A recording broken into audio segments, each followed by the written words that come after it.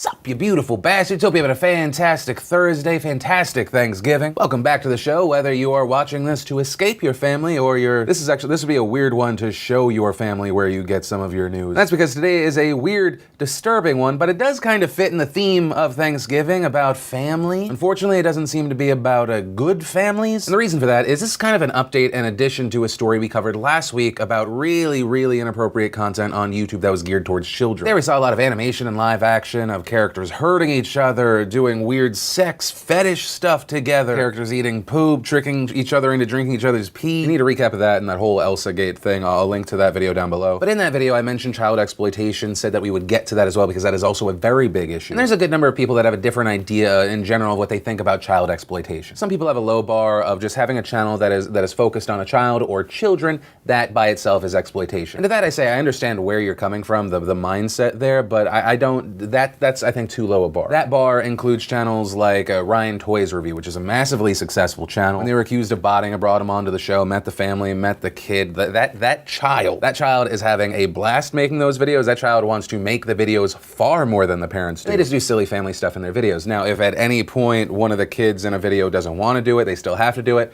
boom, that's exploitation. You could argue that's abuse. At that point, you're essentially forcing a child to work. The reason I mention that kind of channel that's geared towards children is because what we're about to compare it to is, oh my God, channels we saw on YouTube like Toy Freak. 8 million plus subscribers, millions and millions of views on tons of videos. And the videos included things like the father terrifying the daughters, filming them while they were in the bathtub and shower, have them spit up food or force feed them or have them pretend to be babies. There's one video where it looks like the girl peed, or they just try and make it look like the girl peed on herself. Why would you embrace a pee fetish video with your family? Like, I've seen the reports that he's done interviews and he said, you know, he was trying to follow trends. That's your family. How could you put a video out of one of your daughters peeing on the other? Even if you just insinuate it and show the wet spot on one of your children after. Who does that? How do you think this is going to affect them mentally? And I'm so tired of parents that do this and they're like, the kid says it's okay. You're the parent. You're putting your child, a minor, in a position where they're incentivized to go along with whatever you say. That's why I say I understand where people come from, where even if a channel is just focused on a child, they think it's messed up. For videos like this or the Daddy of Five situation we've talked about in the past, it's like, come on. When you find a lot of these inappropriate videos, it does feel like many of them are just copying one another. They're doing the same thing, but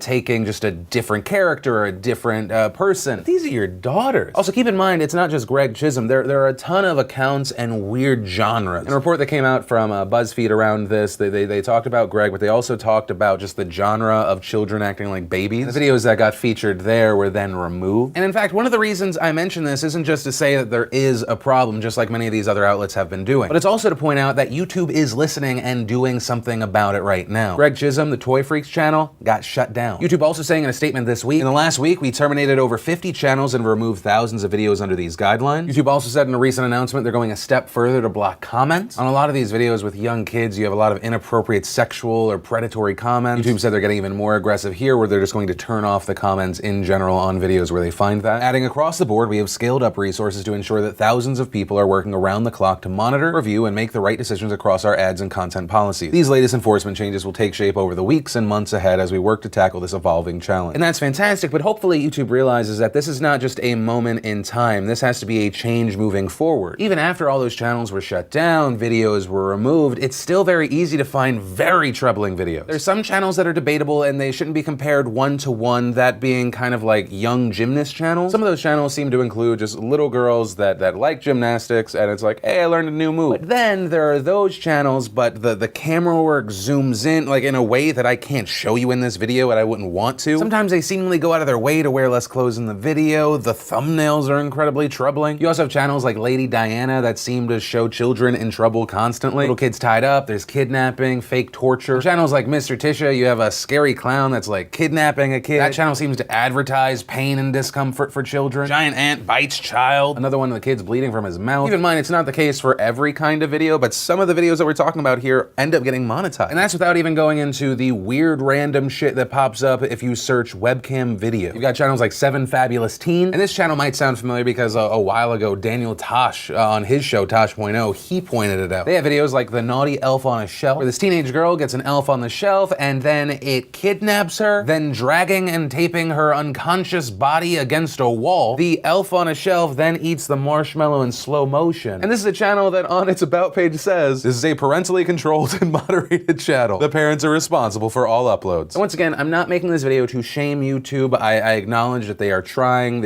a lot more than it seems they have for a while. So I'm making a video on this for a few reasons. One, to acknowledge that YouTube is trying and they will need to continue to try moving forward. This is not a moment in time. You are just playing a ton of catch up. They are currently trying to do something, so I want to give them props for that because it's very easy to complain. I also want to acknowledge good change. The second is to showcase more channels and to remind friends and family of children, kids can still come across things like this. YouTube can try, and I think they will try their best to stop stuff like this because it is in their best interest. You have channels like Rainbow Rhymes. They have a 25-minute video, and beautifully in the middle of this video that seems to be for babies, a plane crashes, killing all of Purple Bear's friends.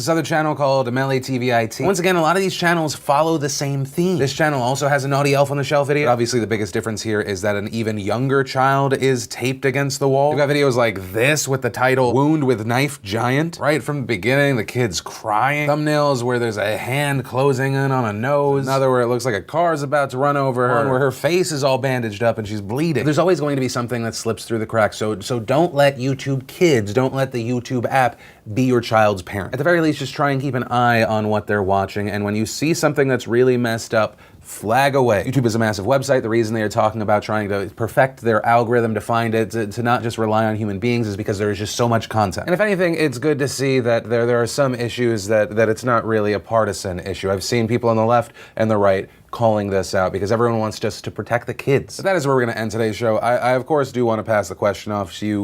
With these stories coming out, does it make you concerned about YouTube Kids? Do you feel like it falls more on YouTube or the parents? Just in general, I'd love to know your thoughts on this story. And remember, if you liked this video, you like what I try and do on this channel, hit that like button. If you're new here, hit that subscribe button. Also, if you missed the last Philip DeFranco show, you want to catch up, click or tap right there to watch that. Or if you want to see the newest behind the scenes vlog, click or tap right there to watch that. But that said, of course, as always, my name's Philip DeFranco.